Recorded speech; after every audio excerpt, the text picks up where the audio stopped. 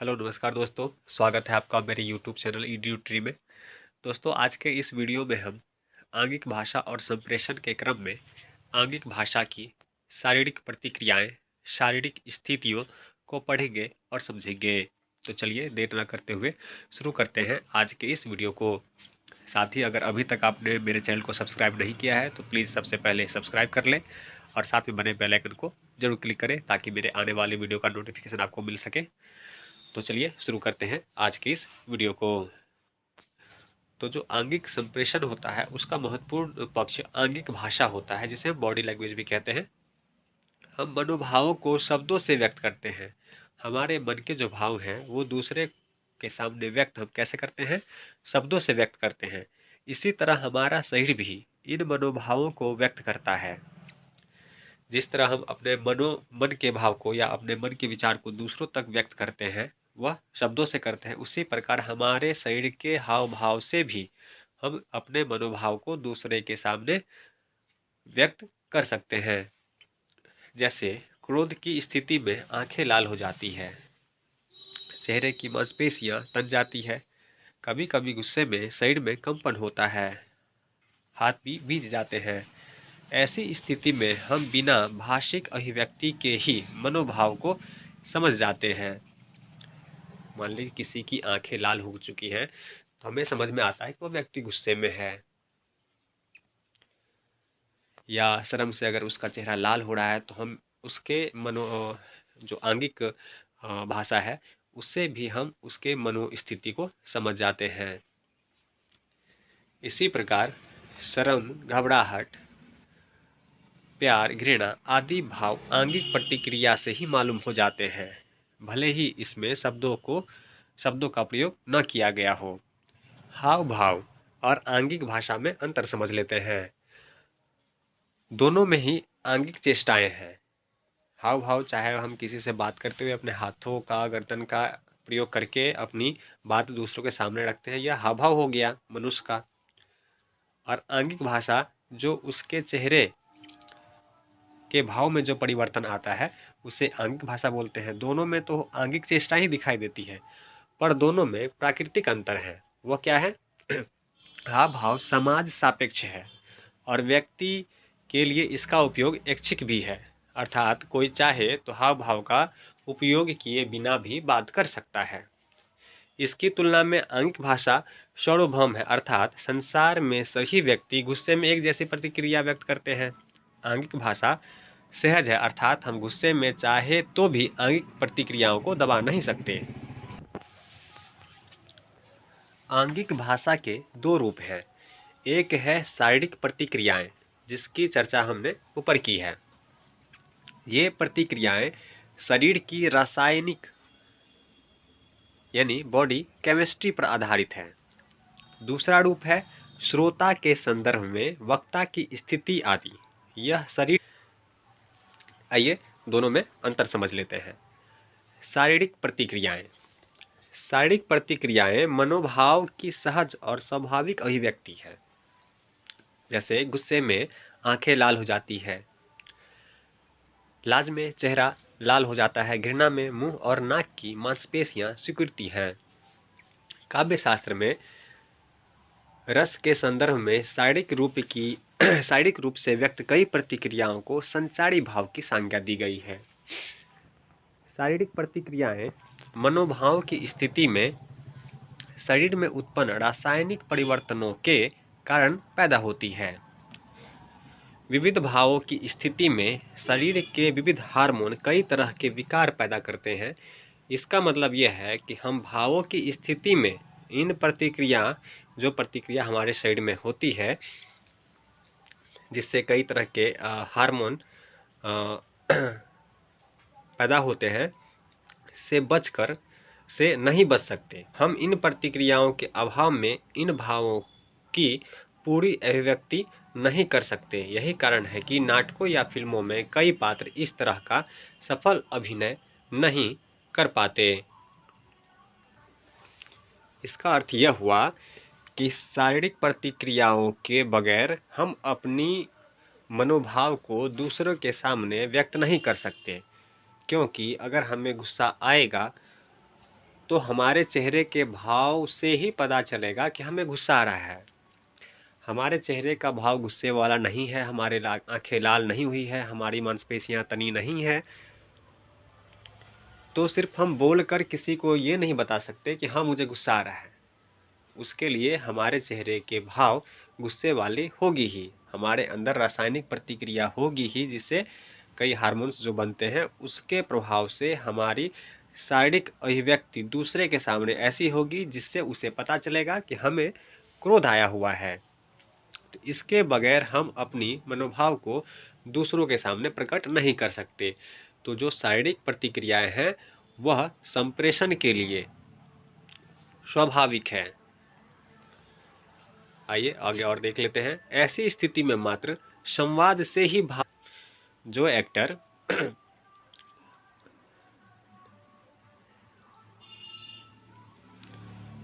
जो फिल्मकार या नाटकों में जो पात्र होते हैं उनका सफल अभिनय तभी माना जाता है जब वे अपने संवाद के साथ अपने भाव की अभिव्यक्ति कर पाते हैं। जिन पात्र को या जिन नाटकों या फिल्मों के पात्र को सफल अभिनय नहीं आता, वे मात्र संवाद से ही अपने भाव की अभिव्यक्ति कर संतोष कर लेते हैं।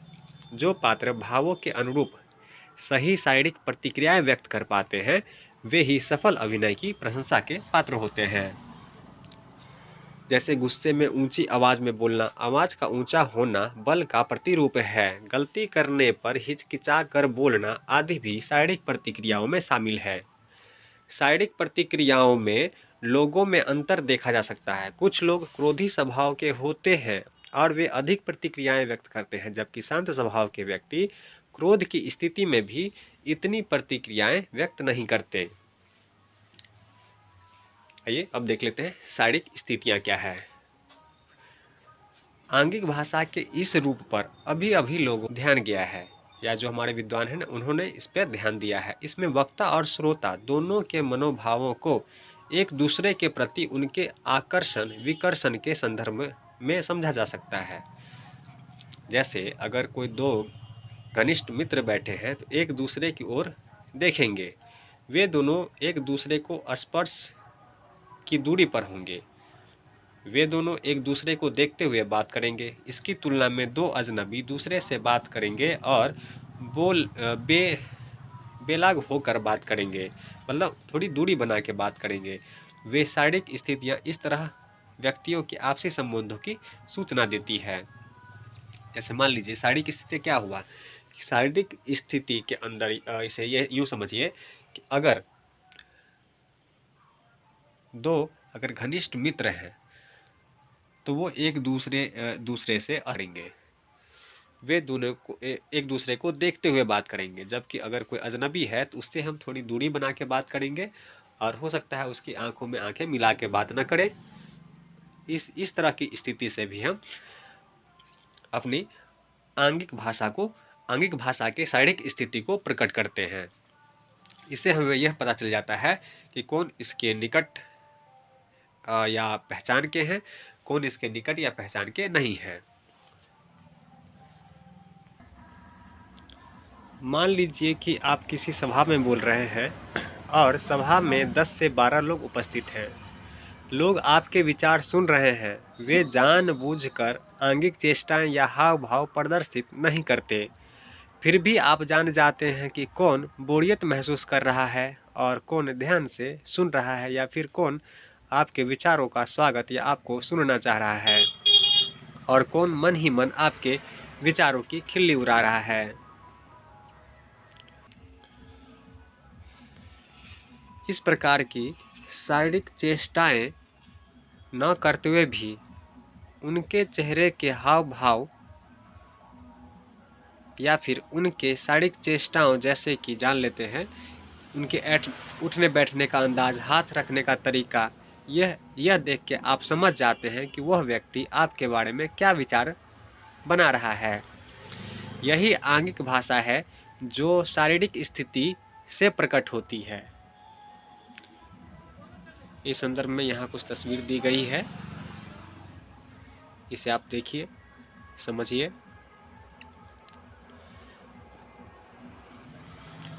आंगिक भाषा में शरीर की भौतिक स्थिति के संदर्भ में विस्तार से चर्चा करना चाहे तो पूरी एक पुस्तक भी पर्याप्त नहीं है, लेकिन हम यहाँ से 5 प्रमुख स्थितियों की चर्चा करेंगे जिससे आप आंगिक भाषा की अभिव्यक्ति को समझ सकें।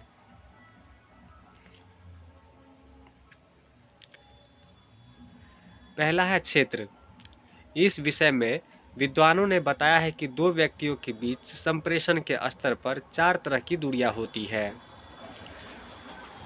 घनिष्ठता की दूरी 1.5 से 2 फीट, परिचय का क्षेत्र 1 से 4 फीट, सामाजिक संपर्क की 4 से 12 फीट और सार्वजनिक क्षेत्र की 12 फुट से अधिक। सामाजिक संपर्क में आपका नौकर, घर में आया डाकिया, रास्ता पूछने वाला अजनबी आदि आते हैं। सार्वजनिक क्षेत्र से तात्पर्य लोगों के समूह से है जिससे हम संबोधित करते हैं।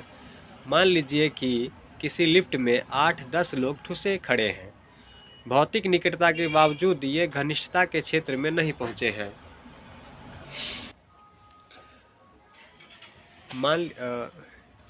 नहीं पहुंचते। इस स्थिति में मन की दूरी कायम रखने के लिए कुछ मान्य सामाजिक कायदे हैं।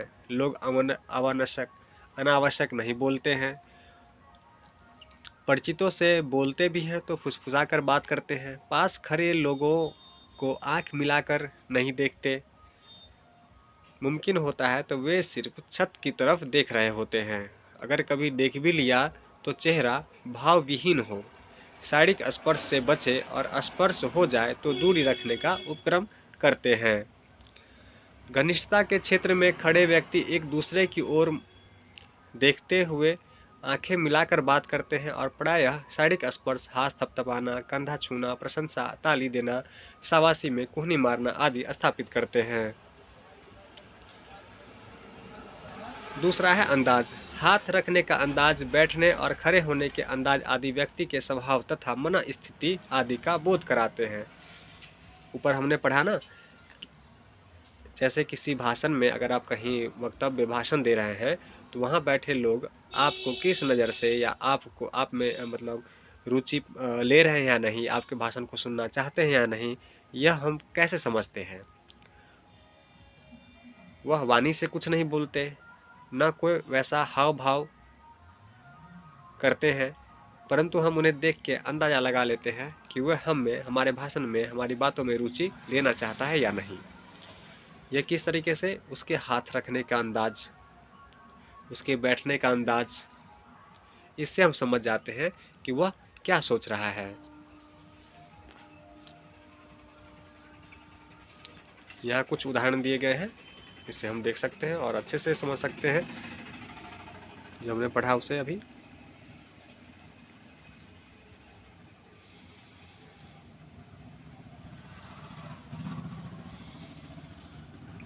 तीसरा है उन्मुख होना।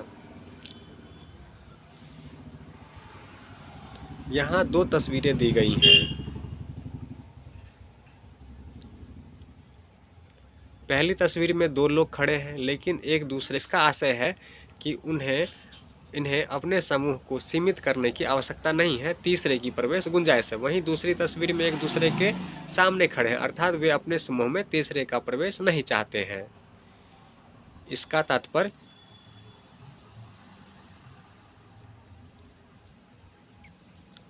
साथ ही अक्सर ऐसा भी होता है कि 3 लोग एक वर्ग में खड़े होते हैं, जैसे पहले आरेख में है।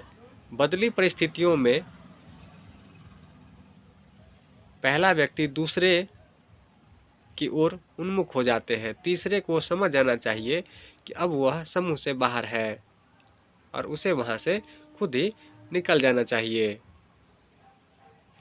अब देखते हैं आंगिक संप्रेषण और भाषा। आंगिक संप्रेषण के 2 रूप हैं, हाव भाव और आंगिक भाषा। दोनों में प्रयोग करने की दृष्टि से विभेद या पृथक्करण नहीं है। हम मौखिक भाषा के साथ दोनों रूपों का सहज रूप से प्रयोग करते हैं। जब कोई दीन व्यक्ति आंगिक चेष्टा के साथ नमस्ते करता है तो वह अपने हाथों को जोड़कर अपने शरीर को झुकाते हुए नमस्ते करता है। वहीं बड़े पद पर आसीन व्यक्ति जब नमस्कार के उत्तर में शरीर को नहीं झुकाते, यह उनकी आंगिक भाषा है।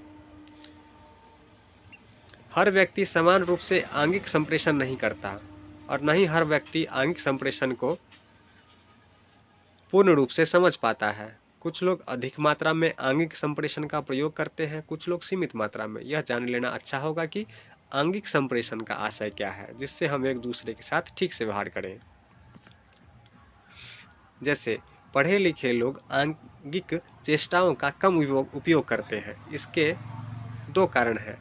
औपचारिक वे वाचिक अभिव्यक्ति पर अधिक बल देते हैं, या यह भी हो सकता है कि वे भाषा के माध्यम से अभिव्यक्ति की क्षमता पर अधिक भरोसा करते हैं।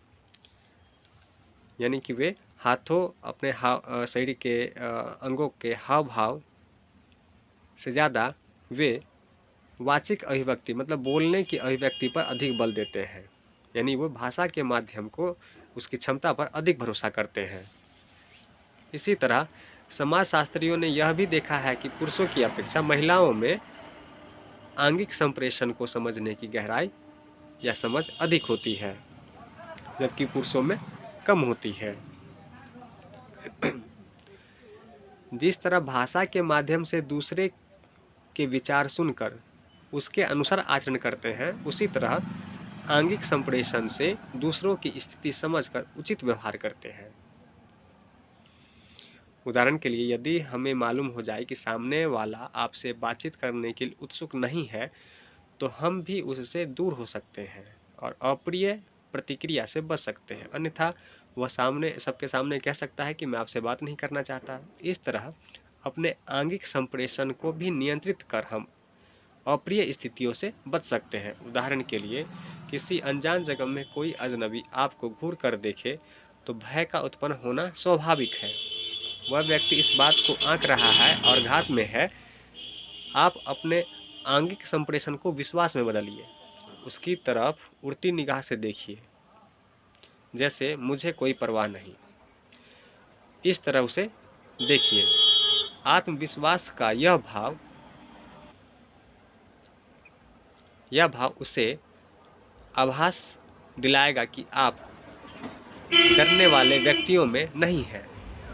फिर वह आपकी तरफ नहीं बढ़ेगा। इस तरीके से हमने आंगिक संप्रेषण और भाषा को भी समझा। उम्मीद है कि आपको यह विषय समझ में आया होगा। अगर एक बार यह वीडियो देखने से आपको समझ में नहीं आता है तो इसे आप 1 से 2 बार देखिए। यह बहुत ही आसानी से आपको समझ में आ जाएगा। तो चलिए इसी पाठ के अन्य विषय पर मिलते हैं अगले वीडियो में। तब तक चैनल को सब्सक्राइब करना ना भूलें और साथ में बने बेल आइकन को भी जरूर क्लिक करें ताकि मेरे आने वाली वीडियो का नोटिफिकेशन आपको मिल सके।